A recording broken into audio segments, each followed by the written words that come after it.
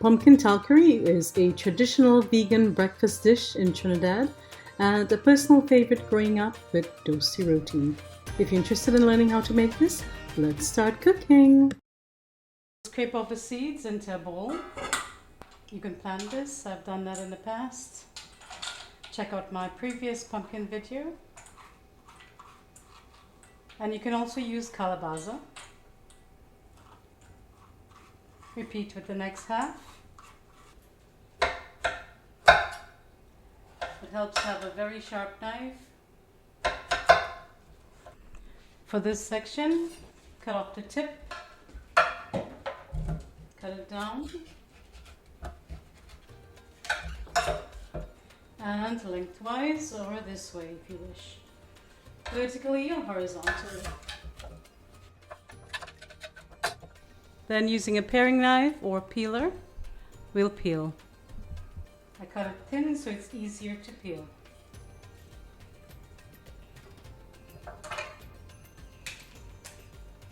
Use whatever works for you. This will require more cuts or more hand strokes or hand movement.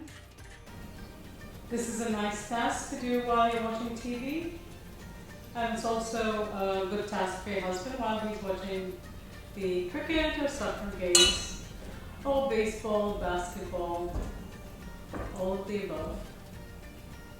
In Trinidad, back in the days, when I lived in Trinidad, women would gather early in the morning or late in the evening to peel pumpkin for pujas and prayers.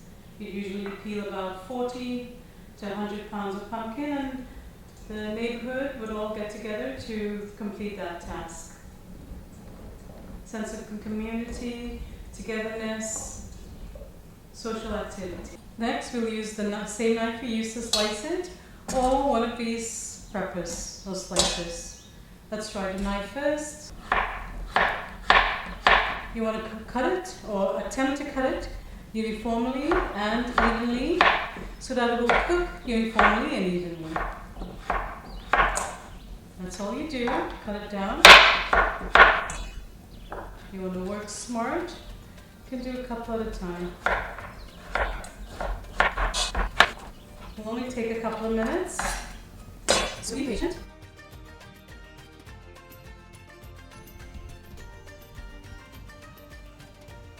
And here it is. I'm going to reserve a little bit for a special recipe I have coming for you. Stay tuned for that. Can you guess what it is? So now I'm going to rinse it and drain it, and I'll probably cook it for dinner. If you're not cooking it right away, put it in a resealable bag and put it in the freezer or the fridge. It will stay in the freezer for a very, very long time, or in the fridge for a couple of days.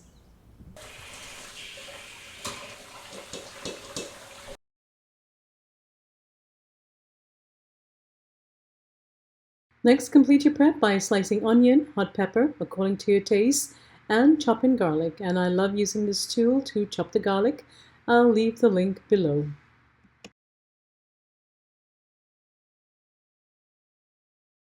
Medium size 5-quart pot over high heat to bring it to temperature. Extra virgin olive oil in. I'll add the onion and hot pepper. I'll cook until the edges turn brown. And I have quite a lot of pumpkin today. It came up to about 3 pounds. I have the recipe for a smaller quantity on the blog. Check it out. The primary focus of today's video is to focus on technique. If you want exact measurements, check out the recipe on the blog for guidance, or follow it for guidance. I do have another pumpkin video recipe. In that recipe, we showed you how to cut and to preserve calabaza pumpkin, which is the traditional type of pumpkin used in Trinidad pumpkin talkarie recipe. So basically for that recipe, I used frozen pumpkin. And this video, I'm teaching you how to cook pumpkin using fresh pumpkin, butternut squash. if I share two videos for the same dish, there are always enhancements or additional tips that will help you, or variations. And now I'll stir in the garlic, the chopped garlic. And we did not add it earlier because garlic is chopped finer and will have a greater tendency to burn more quickly. And we don't want burnt, bitter garlic. Save that for the dal. Give it a stir and I'll cook for 1 minute. The edges of the onion are beginning to brown. Now I'll add the pumpkin. I think I just accidentally deleted the salt clip. So do add salt. I started with 2 teaspoons of salt and I will stir well to combine. I have reduced the heat to low. And also, just in case I deleted that clip too, it is on a medium burner. You want it on the medium burner because you want it to steam rather than cook on a very high heat. You want it to cook in its own natural juices, and then we will allow those natural juices to evaporate. As you can see, you're seeing a good balance of onion, garlic and hot pepper in this, along with the pumpkin. It's going to be absolutely delicious. It has become a little silent, so I'm going to raise the heat to medium-high. Sound is also very important when you're cooking. It gives you a good idea of what's happening in the pot. So use all your senses: smell, hearing, sight, and at the end we'll use our sense of taste.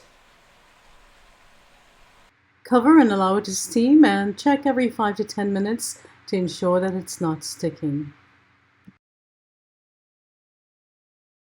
As you can see, it has released its juices. It's time to start mashing. It's been about, I would say, 25 minutes. Sometimes pumpkin cooks really quickly. Sometimes it takes a really long time. And in Trinidad, when it cooks quickly or when it melts quickly, we say the pumpkin cook real good or real nice. And maybe that's what's happening now. It's melting nicely, but butternut squash and whole melts nicely. As I said before, you can also use calabaza. That's the big rough-skinned pumpkin. Green and yellow spots. So I'm going to continue to mash, and then I have to continue to cook this until the liquid evaporates. Could mash all that seasonings in there too. I'm going to add 2 more ingredients now. Brown sugar is optional. Could keep it clean. Add like a tablespoon. And I also have ground roasted cumin.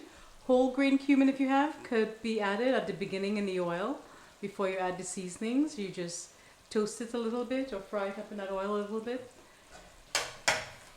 We also have to test for salt at this point. You don't want it too dark. You don't want the cumin to overpower the pumpkin, so that should be fine. You also don't want it too sweet. Pumpkin is sweet on its own, but the addition of a little sugar enhances that sweetness. Let's give it a taste. Absolutely delicious. I have 1 more ingredient to add, which is also optional. I'm just going to continue to mash. I don't want this video to be too long. But this is going to take about 10 more minutes. You want all that excess liquid to evaporate, to concentrate the flavors. It can take anywhere from 20 to 60 minutes to cook, depending on the pumpkin. If at this point the pumpkin is not mashing easily, just return the cover to the pot and allow it to continue to steam. At some point it will tenderize. And if the liquid has evaporated too quickly, which I doubt it will, you could probably add a little bit of water. But I doubt it will ever happen. But you never know, because pumpkin has a lot of moisture in it. High water content. In Trinidad, we have this wooden tool called a dhal ghutney that you can use to mash. You could use a masher as well. We use this to swizzle dhal or callaloo to give it a creamy texture, and in this instance, we're using it to mash the pumpkin. And here's the last secret ingredient. It's called culantro or cow, sawtooth herb. It's unique to the warmer climates, I'm going to rinse it and chop it and add it to the pot. And this is optional but recommended. And optional but recommended just means use it if you have, don't use it if you don't have. I just love seeing green in my dishes.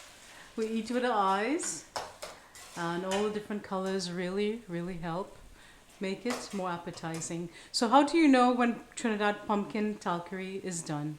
Well, there are no more lumps, there are no more, it's not lumps, there are no more chunky pieces of pumpkin. It's fairly smooth. There's no moisture floating at the bottom of the pot.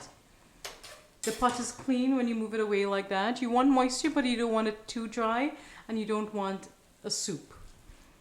It has a nice darker color. It's not bright orange or whatever that color is, which means there is a hint of cumin in it. You have enough cumin, and the salt is just right. When you eat it, when you put it in your mouth and you taste it, the sides of your mouth should start watering. That is the umami, that is the flavor. And that is what you want from Trinidad pumpkin talkarie. So not only is it nutritious, healthy, easy to make, it's absolutely delicious.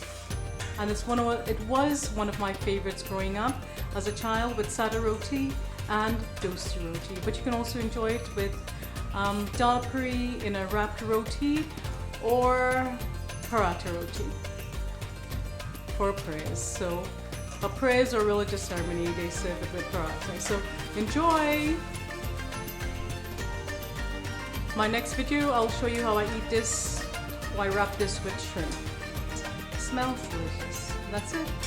Don't forget to subscribe if you wish to see more. Until next time, stay safe, be well, cook, share and love. Bye-bye.